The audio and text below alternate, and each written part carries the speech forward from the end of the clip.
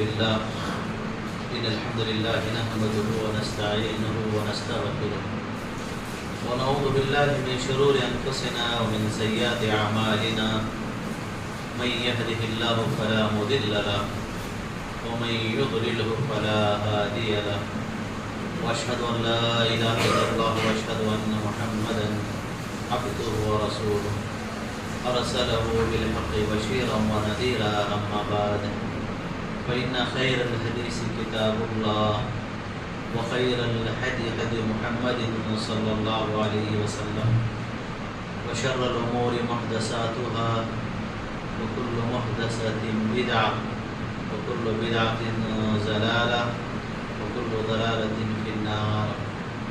قال الله تبارك وتعالى في القرآن المجيد الفرقان الحميد أعوذ بالله من الشيطان الرجيم بسم الله الرحمن الرحيم قاف القرآن المجيد ونجبوا أن جاءهم منذر منهم فقال الكافرون هذا شيء عجيب أئذا متنا وكنا ترابا وذلك رجع بعيد أذلكنا ما تنقض الأرض منهم وعندنا كتاب حفيظ بل كذبوا بالحق لما جاءهم فهم في أمر مريض أفلم ينظروا إلى السماء فوقهم كيف بنيناها وزيناها وما لها من فروج والأرض مددناها وألقينا فيها رواسي وأنبتنا فيها من كل زوج بهيج تبصرة وذكرى لكل عبد منيب. قال الله تبارك وتعالى في موضع آخر وما أرسلناك إلا رحمة للعالمين. تمام قسم کی حمد و ثنا کبریائی بڑائی بزرگی تسبیح و تحلیل اس اللہ وحدہ لا شریک کے لیے اس اللہ وحدہ لا شریک کے لیے لائق و سزاوار ہے جس نے لفظ کن کے ذریعے آسمان و زمین کو اس کے اندر موجود بے شمار مخلوقات کو وجود بخشا. سارے ہی مخلوقات کے رہنے سہنے کا کھانے پینے کا بندوبست کیا. ان تمام مخلوقات میں سے اللہ رب العالمین نے ہمیں اشرف المخلوقات بنایا. ہماری مادی ضرورتوں کو پورا کرنے کے ساتھ ساتھ ہماری روحانی ضرورتوں کو پورا کرنے کے لیے ایک بعد دیگر انبیاء اور رسول کا سلسلہ جاری و ساری رکھا. ویسے ہم اللہ رب العالمین کا جتنا بھی شکر بجا لائیں کم ہے. بادہ لکھوکھا کروڑا انگنت بے شمار درود و سلام کا نذرانہ پیش ہو تمام انبیاء اکرام علیہ السلام پر، خصوصاً میرے اور آپ کے آقا تاجدار مدینہ رسول عربی احمد مجتبی جناب محمد الرسول اللہ صلی اللہ علیہ وسلم کی ذات مقدسہ مطہرہ پر، جنہیں اللہ تبارک و تعالیٰ نے رہتی دنیا تک کے لیے نبی رسول پیغمبر ہادی رہنما رہبر بنا کر مبعوث کیا، اور جو ذمہ داری اللہ رب العالمین نے آپ کے ذمہ کی تھی آپ نے اس ذمہ داری کا کما حقہ حق ادا کیا صلی اللہ علیہ وسلم اجمعین. معزز سامعین اکرام، اس مختصر سی تمہید کے بعد ہم سب جانتے ہیں کہ ہم نے جس دین کو اپنایا ہے یہ دین اسلام ہے، اور یہ دین اسلام دین رحمت بھی ہے. اس دین کو بھیجنے والا اللہ تبارک و تعالی وہ رحمان و رحیم ہے. اس دین کو لے کر آنے والے پیارے نبی جناب محمد الرسول اللہ صلی اللہ علیہ وسلم وہ رحمت للعالمین ہیں. اور یہ دین جس کتاب کے ذریعے آیا وہ کتاب قرآن مجید بھی ہدایت و رحمت ہے. جب یہ دین دین رحمت ہے، اس کو بھیجنے والا رحمان و رحیم ہے، اس کو لانے والے رحمت للعالمین ہیں۔ یہ دین جس کتاب کے ذریعے آیا وہ کتاب بھی ہدایت و رحمت ہے، تو اس کے ماننے والوں کو، اس کے متبعین کو، ان کے فالوورز کو بھی دنیا کے لیے رحمت بننا چاہیے۔ قرآن مجید کی ایک بڑی مشہور و معروف آیت کریمہ میں نے آپ کے سامنے خطبہ مسنونہ کے بعد پڑھی۔ اللہ تبارک و تعالیٰ نے فرمایا وَمَا أَرْسَلْنَاكَ إِلَّا رَحْمَةً لِلْعَالَمِينَ، اے نبی ہم نے آپ کو دنیا کے لیے رحمت بنا کر بھیجا ہے۔ اور اللہ تبارک و تعالیٰ نے خود اپنے بارے میں فرمایا كَتَبَ رَبُّكُمْ عَلَى نَفْسِ الرَّحْمَةِ، اللہ تعالیٰ نے اپنے اوپر اس بات کو واجب کر لیا ہے، ضروری کر لیا ہے، فرض کر لیا ہے کہ وہ اپنے بندوں کے ساتھ رحم و کرم کا معاملہ کرے گا۔ اور اللہ تبارک و تعالیٰ کس قدر رحم و کرم کرتا ہے، فرمایا اللہ تبارک و تعالیٰ نے قرآن مجید کے اندر وَرَبُّكَ الْغَفُورُ ذُو الرَّحْمَةِ، تمہارا جو رب ہے وہ بہت معاف کرنے والا ہے اور بہت رحم و کرم کرنے والا بھی ہے۔ تو اللہ تعالیٰ نے اپنے بارے میں ارشاد فرمایا کہ میں بندوں کے ساتھ ہمیشہ رحم و کرم کا، ہمدردی کا، شفقت کا، محبت کا معاملہ کرتا ہوں۔ ایسے قرآن مجید میں کئی جگہوں پر اللہ تعالیٰ نے اپنی صفت رحمت کا ذکر کیا ہے۔ تو مفسر قرآن مولانا آزاد رحمہ اللہ فرماتے ہیں کہ اللہ تبارک و تعالیٰ جگہ جگہ اپنی صفت رحمت کا ذکر کر کے بندوں کے اندر بھی اللہ تعالیٰ رحمت کا تصور پیدا کرنا چاہتا ہے کہ دیکھو جب تمہارا رب دنیا والوں کے لیے رحمان و رحیم ہے، وہ دنیا والوں کے ساتھ رحم و کرم کا، ہمدردی کا، شفقت کا معاملہ کرتا ہے، تو پھر اس کے بندوں کو بھی دنیا والوں کے لیے رحمت بننا چاہیے۔ اللہ تبارک و تعالی بندوں پر کس قدر رحم و کرم کرتا ہے، پیارے نبی جناب محمد رسول اللہ صلی اللہ علیہ وسلم نے حدیث میں یہ بات بتائی۔ آپ صلی اللہ علیہ وسلم فرماتے ہیں کہ اللہ تبارک و تعالیٰ نے رحمت کے 100 حصے پیدا کیے، رحمت کے 100 حصے پیدا کیے، ان میں سے 99 رحمتوں کو اللہ تعالیٰ نے اپنے پاس رکھا، 99 رحمتوں کو اللہ نے اپنے پاس رکھا، اور ایک رحمت کو پوری دنیا والوں کے درمیان بانٹ دیا۔ آج اگر کوئی ماں اپنے بچے پر رحم کرتی ہے، یہاں تک کہ اگر کوئی مرغی بھی اپنے چوزوں کو اپنے باہوں میں لیتی ہے، تو اللہ تبارک و تعالیٰ کی اس ایک بانٹی ہوئی رحمت کا یہ نتیجہ ہے۔ اللہ تعالیٰ نے ایک رحمت دنیا والوں کے درمیان بانٹ دی، جس کی وجہ سے والدین بچوں کے ساتھ، بچے والدین کے ساتھ، بھائی بھائی کے ساتھ، بھائی بہنوں کے ساتھ، رشتہ دار آپس میں ایک دوسرے کے ساتھ، ایک دوست دوسرے دوست کے ساتھ، ایک انسان دوسرے انسان کے ساتھ، حتیٰ کہ جانوروں کے ساتھ بھی ہمدردی کا، شفقت کا، محبت کا، ہمدردی کا معاملہ کرتا ہے۔ یہ اس ایک صفت رحمت کا نتیجہ ہے۔ ایسی 99 رحمتیں اللہ کے پاس رکھی ہوئی ہیں، تو آپ اندازہ لگائیے گا کہ وہ رحمان و رحیم بندوں پر کتنا رحم کرتا ہوگا، کتنا کرم کرتا ہوگا۔ اس لیے ہم اور آپ کو یہ بتایا گیا ہے کہ ہم کو بھی دنیا والوں کے لیے رحمت بن کر زندگی گزارنا چاہیے۔ کیا مطلب ہے رحمت بننے کا؟ ہم دنیا والوں کے لیے کیسے رحمت بن سکتے ہیں؟ میرے بھائیوں، اسلام نے جس رحمت کا ہم سے مطالبہ کیا ہے اس کے دو حصے ہیں۔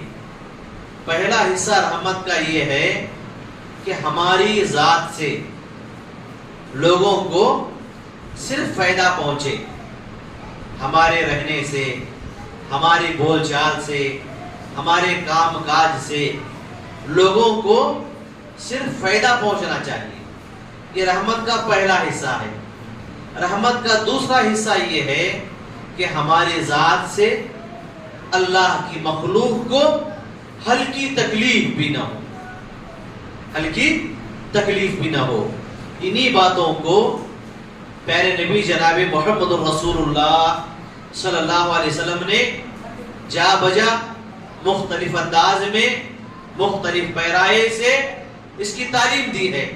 فرماتے ہیں نبی کریم صلی اللہ علیہ وسلم، خیر الناس انفعهم للناس، لوگوں میں سب سے بہترین آدمی وہ ہے، سب سے اچھا آدمی وہ ہے جو لوگوں کے لیے نفع بخش ثابت ہو، لوگوں کے کام آئے، لوگوں کے مسائل کو حل کرے، لوگوں کے دکھ درد میں ان کا مداوا بنے۔ ایسا آدمی اللہ کی نگاہ میں اور لوگوں کی نگاہ میں سب سے اچھا آدمی ہے۔ ایک اور روایت میں رسول اللہ صلی اللہ علیہ وسلم نے فرمایا، من استطاع منکم ان ينفع اخاه فلينفعوه، اگر تمہارے پاس اتنی طاقت ہے کہ تم کسی بھی آدمی کو یا اللہ کی کسی مخلوق کو کوئی فائدہ پہنچا سکتے ہو، اس کے کچھ کام آ سکتے ہو، تو آپ نے فرمایا فَلْيَنْفَعُوهُ، تمہیں چاہیے کہ تم ضرور اسے فائدہ پہنچاؤ۔ اگر ہمارے بولنے سے، ہماری سفارش کرنے سے کسی آدمی کا کام بن سکتا ہے تو ایسی جگہ ہم کو بولنا چاہیے۔ اگر چل کر جانے سے کسی کے ساتھ کسی کا کام بن سکتا ہے تو ہم کو اس آدمی کے ساتھ چل کر جانا چاہیے۔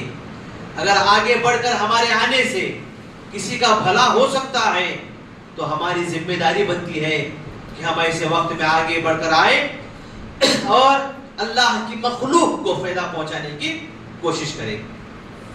تو جو بھی طریقہ ہو سکتا ہے لوگوں کے کام آنے کا، لوگوں کی مدد کرنے کا، لوگوں کو فائدہ پہنچانے کا، لوگوں کے پریشانیوں کو دور کرنے کا، ہم اور آپ کو طریقہ اپنانا چاہیے۔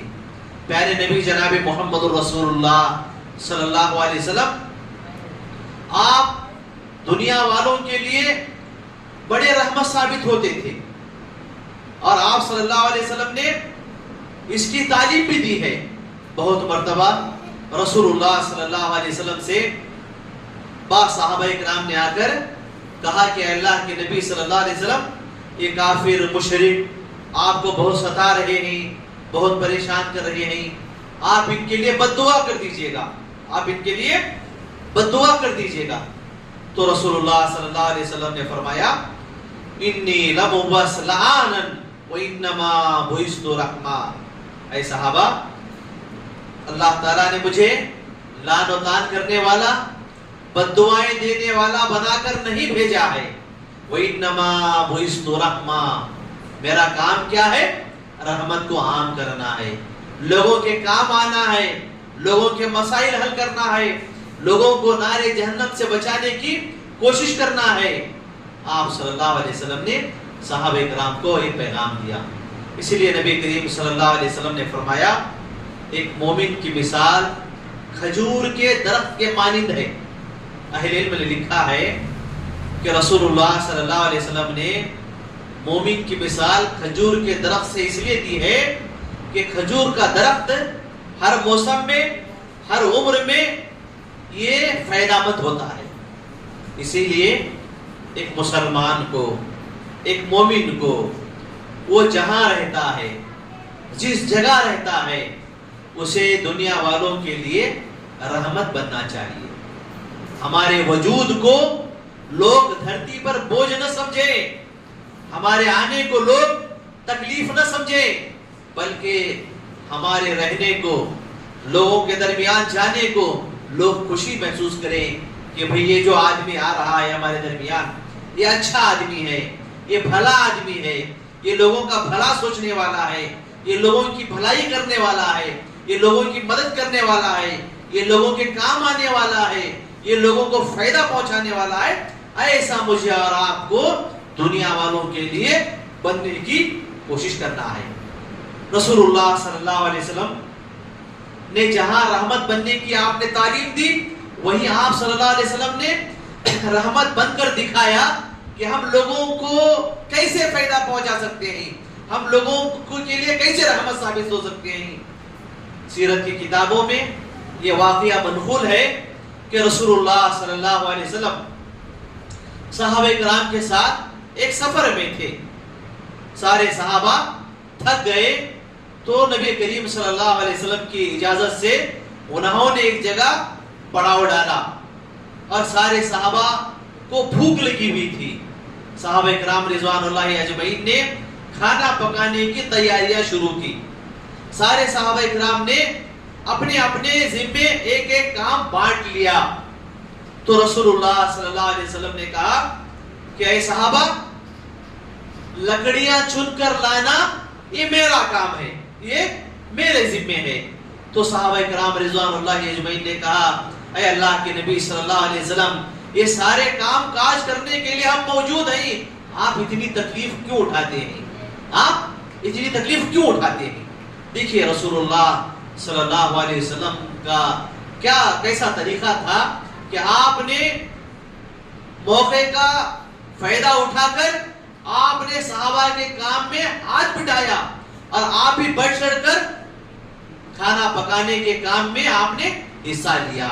تو میرے بھائیوں، ہم اور آپ کو بھی ہماری زندگی میں ایسے کئی مواقع آتے ہیں جہاں بڑھ کر ہم کو لوگوں کی مدد کرنے کے موقع ملتے ہیں. تو میرے اور آپ کی ذمہ داری بنتی ہے کہ ہم ایسے مواقع کو تلاش کریں اور اللہ کی مخلوق کے کام آئیں، ان کو فائدہ پہنچائیں، ان کے لیے رحمت بننے کی ہم اور آپ کوشش کریں. یہ رسول اللہ صلی اللہ علیہ وسلم کی تعلیمات ہیں. اسی لیے آپ صلی اللہ علیہ وسلم نے ایک روایت میں فرمایا، مسند احمد کی روایت ہے، اگر قیامت قائم ہو جائے، کسی کے پاس اتنا موقع ہے کہ وہ ایک پودا لگا سکتا ہے، تو آپ نے فرمایا کہ وہ پودا لگا کر مر جائے. آپ کو معلوم ہے جب قیامت قائم ہوگی تو کیا ہوگا؟ زمین درہم برہم ہو جائے گی، نفسا نفسی کا عالم رہے گا، ہر آدمی کو اپنی فکر لگی رہے گی. ایسے پریشانی کے وقت میں رسول اللہ صلی اللہ علیہ وسلم فرما رہے ہیں کہ اگر تمہیں کوئی بھلا کام کرنے کا موقع ملتا ہے، اچھا کام کرنے کا موقع ملتا ہے، انسانیت کی خدمت کا موقع ملتا ہے، انسانیت کے کام آنے کا موقع ملتا ہے، تو تم کو چاہیے کہ تم ضرور بضرور کچھ ایسا کام کر کے جاؤ جس سے لوگوں کو فائدہ ہو. تو یہ جو تعلیمات ہیں رسول اللہ صلی اللہ علیہ وسلم کی، ہم اور آپ کو آج اپنی زندگی میں اپنانے کی ضرورت ہے. کیونکہ جس دور سے ہم گزر رہے ہیں میرے بھائیوں، اس دور میں آج ہر آدمی خود غرض بنتا جا رہا ہے، مفاد پرست بنتا جا رہا ہے. میرا کام ہو گیا، اب دنیا کا کچھ بھی ہو جائے، ایسے لاپرواہ ہو کر ہم زندگی گزار رہے ہیں. شریعت ہم اور آپ کو یہ تعلیم دیتی ہے کہ ہم کو دنیا کے لیے فائدہ مند بننے کی کوشش کرنا چاہیے. ہم اللہ کی مخلوق کے کام آئے، لوگوں کو فائدہ پہنچانے والے بنے. یہ رحمت کا پہلا حصہ ہے. رحمت کا دوسرا حصہ یہ ہے کہ ہماری ذات سے اللہ کی مخلوق کو ہلکی تکلیف بھی نہ ہو. اس سے پہلے ایک بات، ہم دنیا کو فائدہ پہنچانے کے لیے کئی طریقے اپنا سکتے ہیں، اور ہماری رحمت کے جو سب سے زیادہ مستحق ہیں وہ ہمارے اپنے گھر والے ہوتے ہیں. شریعت ہم اور آپ کو یہ تعلیم دیتی ہے کہ ہم کو پوری دنیا کے لیے رحمت بننا ہے، لیکن اس کی ابتدا، اس کی شروعات، اس کا آغاز مجھے اور آپ کو اپنے گھر سے کرنا ہے. ہم اپنے گھر والوں کے لیے رحمت بننے کی کوشش کریں. ہم اپنے گھر والوں کے لیے کیسے رحمت بن سکتے ہیں؟ ترمذی کی روایت ہے، رسول اللہ صلی اللہ علیہ وسلم فرماتے ہیں خیرکم خیرکم لأہلہ وانا خیرکم لأہلہ۔ آپ نے فرمایا کہ تم میں سے بہترین آدمی وہ ہے جو اپنے اہل و عیال کے لیے، اپنے گھر والوں کے لیے اچھا ہو۔ وانا خیرکم لأہلہ، اور دیکھو میں اپنے گھر والوں کے لیے سب سے اچھا ہوں، میں اپنے گھر والوں کے لیے سب سے اچھا ہوں۔ آج ہماری اور آپ کی پریشانی کیا ہے معلوم ہے آپ کو؟ ہم دنیا والوں کے پاس اچھا بننے کی کوشش کرتے ہیں، دنیا والوں کے پاس دیندار بننے کی کوشش کرتے ہیں، لیکن گھر میں جاتے ہیں تو بیوی ہم سے پریشان رہتی ہے، گھر میں جاتے ہیں تو گھر کے بچے ہم سے پریشان ہوتے ہیں، گھر میں جاتے ہیں تو ہمارے اپنے والدین ہم سے بات کرنے کے لیے گھبراتے ہیں، گھر میں جاتے ہیں تو ہمارے ماتحت رہنے والی ہماری بہنیں ہم سے بات کرنے کے لیے ڈرتی ہیں۔ دنیا والوں کے لیے تو ہم بہت اچھے ہوتے ہیں، لیکن گھر والوں کے ساتھ ہمارا رحم و کرم کا معاملہ نہیں رہتا۔ بات کرتے ہیں تو چیختے چلاتے ہیں، بات کرتے ہیں تو گالی گلوچ کرتے ہیں، بات کرتے ہیں تو جو ہے شور شرابہ مچاتے ہیں۔ تو آپ صلی اللہ علیہ وسلم نے فرمایا تم دنیا کے لیے رحمت بننا چاہتے ہو، اس کی ابتدا، اس کا آغاز اپنے گھر سے کرو۔ رسول اللہ صلی اللہ علیہ وسلم گھر والوں کے لیے کیسے رحمت ثابت ہوتے تھے؟ صحابہ کرام رضوان اللہ اجمعین نے مائی عائشہ صدیقہ رضی اللہ تعالیٰ عنہ سے سوال کیا کہ اے اماں آپ بتائیے گا کہ نبی کریم صلی اللہ علیہ وسلم جب تک گھر میں رہتے تھے آپ کیسے گھر والوں کے لیے رحمت ثابت ہوتے تھے؟ تو اما عائشہ صدیقہ رضی اللہ تعالیٰ عنہ نے کہا رسول اللہ صلی اللہ علیہ وسلم جب تک گھر میں رہتے تھے آپ گھر کے کام کاج میں ہاتھ بٹاتے تھے۔ سبحان اللہ، گھر کے کاموں میں آپ بھی ہاتھ بٹاتے تھے، ساتھ دیتے تھے، اور جیسے ہی اذان ہو جاتی تھی آپ سارا کام کاج چھوڑ کر مسجد تشریف لے جاتے تھے۔ تو میرے بھائیوں، آج ہم اور آپ کو بھی اپنے گھروں میں رحمت بننے کی کوشش کرنا ہے۔ ہمارے ماتحت رہنے والے ہم سے بات کرتے ہوئے نہ گھبرائیں، ہمارے ماتحت رہنے والے ہمارے گھر میں آنے سے خوف نہ کھائیں، ایسا ہم اور آپ کو بننے کی کوشش کرنا ہے۔ جب ہم گھر والوں کے لیے رحمت ثابت ہوں گے تو اسے آگے بڑھ کر دوست و احباب کے لیے بھی رحمت بننے کی رسول اللہ صلی اللہ علیہ وسلم نے تعلیم دیتے ہوئے فرمایا خیر الاصحاب عند اللہ خیرہم لصاحبہ، دوستوں میں سب سے بہترین دوست وہ ہے، سب سے اچھا دوست وہ ہے جو اپنے دوستوں کے لیے اچھا ہو۔ آپ دوستوں کے دکھ درد میں کام آئیں، آپ دوستوں کا ساتھ دیں، آپ اپنے دوستوں کو فائدہ پہنچائیں، تبھی جا کر آپ اچھے دوست بن سکتے ہیں۔ ایسا نہیں ہونا چاہیے کہ جب تک ہمارا مطلب جڑا ہے تب تک دوستی باقی ہے، جیسے ہی ہمارا مطلب پورا ہو گیا، ہمارا مفاد ختم ہو گیا، اب دوستی دشمنی میں بدل جائے، ایسا دوست کبھی بھی اچھا دوست نہیں بن سکتا۔ تو رسول اللہ صلی اللہ علیہ وسلم نے دوستوں کے لیے رحمت بننے کی تعلیم دی، اور پھر اس سے آگے بڑھ کر جو معاشرے کے دیگر افراد ہوتے ہیں آپ نے ان کے لیے بھی رحمت بننے کی تعلیم دیتے ہوئے فرمایا کہ اللہ تبارک و تعالی اس آدمی کے ساتھ نرمی کا معاملہ کرے جو لوگوں کے ساتھ نرمی کا معاملہ کرتا ہے۔ آپ نے فرمایا کہ اللہ اس آدمی کے ساتھ نرمی کا معاملہ کرے جو لوگوں کے ساتھ نرمی کا معاملہ کرتا ہے۔ اور آگے اس حدیث میں آپ صلی اللہ علیہ وسلم نے فرمایا اللہ تعالیٰ بندے کی مدد میں اس وقت تک لگا رہتا ہے جب تک کہ بندہ بندے کی مدد میں لگا رہتا ہے۔ کتنی پاکیزہ اور پیاری تعلیمات ہیں میرے بھائیوں جو اسلام نے ہم اور آپ کو دی ہیں کہ ہم کو رحمت سب لوگوں کے لیے بننا ہے، اپنے گھر والوں کے لیے بھی بننا ہے، دوست و احباب کے لیے بھی بننا ہے، اور معاشرے میں موجود سارے افراد کے لیے ہم اور آپ کو رحمت بننا ہے۔ یہ رحمت کا پہلا حصہ ہے کہ ہم اپنی ذات سے صرف لوگوں کو فائدہ پہنچائے، لوگوں کے کام آئے، لوگوں کے دکھ درد کا مداوا بنے، لوگوں کے مسائل کو حل کرنے کے لیے ہم کوشش کریں، آگے بڑھ کر آئے۔ یہ رحمت بننے کا پہلا طریقہ ہے، یہ رحمت کا پہلا پہلو ہے۔ رحمت بننے کا دوسرا حصہ، دوسرا پہلو یہ ہے کہ ہماری ذات سے کسی کو بھی ہلکی تکلیف نہ ہو، ہلکی تکلیف نہ ہو۔ رسول اللہ صلی اللہ علیہ وسلم نے ایک مسلمان کا تعارف ہی ایسے کرایا، فرمایا المسلم من سلم المسلمون من لسانہ و یدہ، مسلمان وہ ہے جس کی زبان سے اور جس کے ہاتھ سے دوسرا مسلمان محفوظ رہے۔ ہم اپنی زبانوں سے لوگوں کو گالی گلوچ نہ کریں، ہم اپنی زبانوں سے لوگوں کی چغلی نہ کریں، ہم اپنی زبانوں سے لوگوں کی غیبت نہ کریں، ہم اپنی زبانوں سے لوگوں پر الزامات نہ لگائیں، ہم اپنے ہاتھوں سے جو ہے لوگوں پر ظلم و ستم نہ کریں۔ آپ نے فرمایا کہ وہ آدمی سب سے اچھا آدمی ہے، وہ آدمی سب سے بہتر آدمی ہے، اور حقیقت میں وہی آدمی مسلمان ہے۔ اگر آپ دنیا والوں کو فائدہ پہنچانا چاہتے ہیں تو فائدہ پہنچانے کا دوسرا طریقہ یہ ہے کہ آپ کی ذات سے اللہ کی مخلوق کو ہلکی تکلیف بھی نہ ہو، ہلکی تکلیف بھی نہ ہو۔ یہ رحمت بننے کا ایک طریقہ ہے۔ اور میرے بھائیوں، آپ کو معلوم ہے کہ لوگوں کو تکلیف دینا، لوگوں کو ستانا، لوگوں کو پریشان کرنا، یہ اللہ کی نگاہ میں کتنا بڑا جرم ہے۔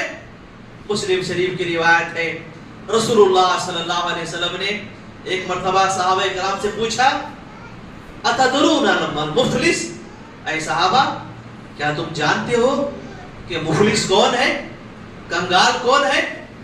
تو صحابہ کرام نے کہا اے اللہ کے نبی صلی اللہ علیہ وسلم، جس آدمی کے پاس روپیہ پیسہ بنگلے نہ ہو وہ آدمی مفلس ہے، وہ آدمی کنگال ہے۔ تو آپ صلی اللہ علیہ وسلم نے فرمایا اے صحابہ وہ آدمی مفلس نہیں ہے، وہ آدمی مفلس نہیں ہے، مفلس کنگال وہ آدمی ہے کہ کل قیامت کے دن اللہ کے دربار میں آئے گا، بڑا نمازی ہوگا، بڑا حاجی ہوگا، بڑا روزے دار ہوگا، بڑا سخی ہوگا، اس کے اعمال اتنے اچھے ہوں گے کہ وہ جنت میں جانے کے لائق رہے گا۔ اب وہاں اللہ تبارک و تعالی اپنا تخت سجائے گا، سارے لوگوں کے درمیان اس دن انصاف ہوگا۔ کچھ لوگ آئیں گے اللہ کے دربار میں دوڑے دوڑے، آ کر کہیں گے کہ اللہ یہ دنیا میں بڑا نمازی تھا، بڑا روزے دار تھا، بڑا اللہ والا تھا، لیکن اے اللہ اس نے مجھے گالی دی تھی۔ دوسرا آدمی آ کر کہے گا کہ اے اللہ اس نے مجھ پر ظلم کیا تھا۔ ایک تیسرا آدمی آ کر کہے گا کہ اے اللہ اس نے مجھ پر الزامات لگائے تھے۔ ایک چوتھا آدمی آ کر کہے گا کہ اے اللہ اس نے میرا مال ہڑپا تھا۔ شکایت کرنے والوں کی لمبی لائن اللہ کی بارگاہ میں آ کر کھڑی ہو جائے گی۔ تو اللہ تبارک و تعالی یہ جو نمازی روزے دار حاجی ہے اس کی ساری نیکیوں کو اٹھا کر ان شکایت کرنے والوں کے درمیان تقسیم کر دے گا۔ اب اس کی نیکیاں خالی ہو جائیں گی، لیکن شکایت کرنے والوں کی لین ابھی باقی رہے گی۔ وہ بھی آئیں گے اللہ کے دربار میں، کہیں گے اللہ ان کا تو حساب پورا ہو گیا لیکن ہمارا حساب ابھی باقی ہے۔ تو اللہ تبارک و تعالی پھر انصاف کرے گا۔ کیسے کرے گا؟ کہ جتنے لوگ شکایت کرنے والے رہیں گے ان کے گناہوں کا بوجھ اٹھا کر اس آدمی کے اوپر ڈال دے گا جو نمازی روزے دار حاجی تھا۔ اب اس کی نیکیاں ختم ہو جائیں گی، گناہوں کا پلہ بھاری ہو جائے گا، بجائے جنت میں جانے کے وہ آدمی جہنم میں چلا جائے گا۔ کتنی افسوس کی بات ہے میرے بھائیوں۔ کیا کریں گے ہم اس نماز، روزے، قربانی، حج، صدقہ، خیرات کا؟ ہم کتنے لوگوں کو تکلیف دیتے ہیں، کتنے لوگوں کو ستاتے ہیں، کتنے لوگوں کو پریشان کرتے ہیں، اور ہماری وجہ سے کتنے لوگ جو ہے تکلیف میں رہتے ہیں۔ ہم کو جائزہ لینے کی ضرورت ہے۔ ہم کو تو اللہ نے جو ہے دنیا والوں کے لیے رحمت بنا کر بھیجا تھا۔ ہم دنیا والوں کے لیے رحمت بننے کے بجائے ہم دنیا والوں کے لیے تکلیف کا سبب بن رہے ہیں، جس کی اجازت مجھے اور آپ کو شریعت ہرگز نہیں دیتی ہے۔ میرے بھائیوں، لوگوں کو تکلیف نہ دینا، لوگوں کو پریشان نہ کرنے کا خیال شریعت میں کہاں کہاں تک رکھا گیا ہے آپ کو معلوم ہے؟ بخاری کی روایت ہے، نبی کریم صلی اللہ علیہ وسلم فرماتے ہیں میں کبھی کبھی اس ارادے سے آ کر مصلی پر کھڑا ہوتا ہوں کہ آج نماز کو ذرا لمبی پڑھوں، نماز کو ذرا لمبی پڑھوں، اور اس ارادے سے میں نماز شروع کر دیتا ہوں۔ اچانک صف میں سے بچوں کی رونے کی آواز آتی ہے، بچوں کی رونے کی آواز آتی ہے، تو میں نماز کو بجائے لمبی پڑھنے کے نماز کو مختصر اور ہلکی کر دیتا ہوں، چھوٹی کر دیتا ہوں. کہیں ایسا نہ ہو کہ میری نماز کو لمبی کرنے کی وجہ سے اس بچے کے رونے کی وجہ سے اس کی ماں کو تکلیف ہو. سبحان اللہ. یہ ہماری اور آپ کی شریعت ہے میرے بھائیوں. لوگوں کو تکلیف نہ دینے کا خیال آپ صلی اللہ علیہ وسلم نے نماز میں بھی رکھا. اگر ہماری عبادتوں سے لوگوں کو تکلیف ہوتی ہے تو آپ نے حکم دیا کہ اس نماز کو مختصر اور ہلکی کر دیا جائے. اس لیے آپ صلی اللہ علیہ وسلم نے اماموں کو حکم دیا کہ جب بھی وہ نماز پڑھائیں تو صف میں موجود لوگوں کا خیال کر کے پڑھائیں، کیونکہ صف کے اندر بوڑھے لوگ بھی ہوتے ہیں، بیمار بھی ہوتے ہیں، عورتیں بھی ہوتی ہیں، بچے بھی ہوتے ہیں. آپ نے فرمایا کہ ان سارے لوگوں کا خیال کر کے نماز کو مختصر اور ہلکی پڑھایا کریں. تو میرے بھائیوں، یہ رحمت بننے کی تعلیم اسلام ہم اور آپ کو دیتا ہے، اور اسلام ہم اور آپ سے چاہتا ہے کہ ہم پوری دنیا والوں کے لیے رحمت بن جائیں. رسول اللہ صلی اللہ علیہ وسلم نے فرمایا لن تؤمنوا حتى تراحموا.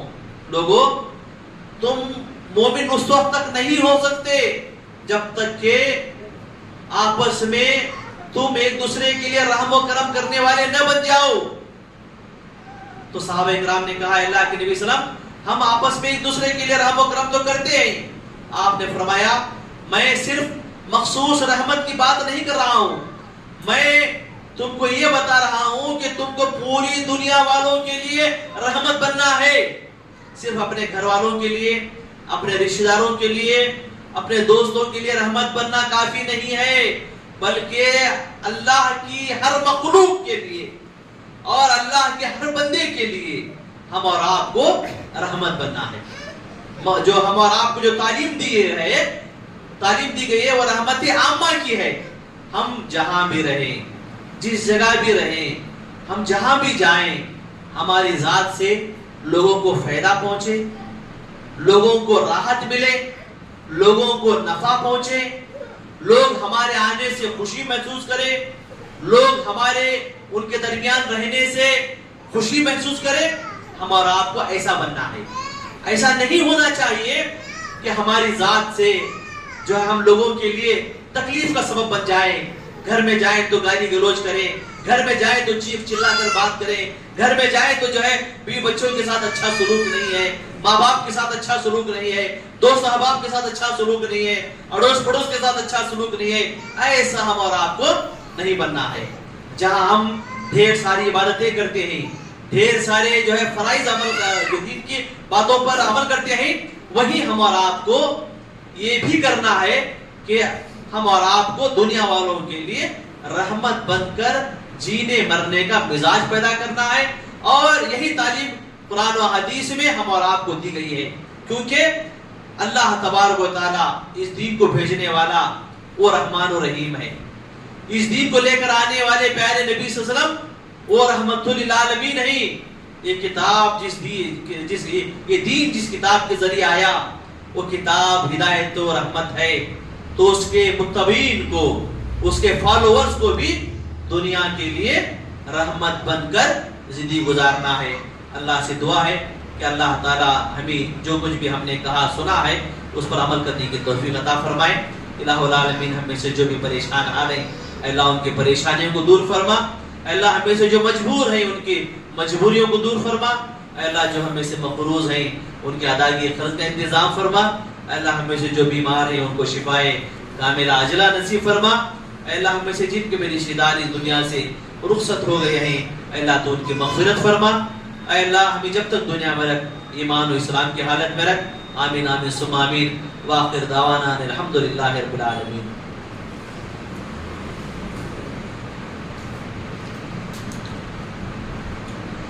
ان الحمد للہ نحمده ونستعینه ونستغفره ونعوذ باللہ من شرور انفسنا ومن سیئات اعمالنا.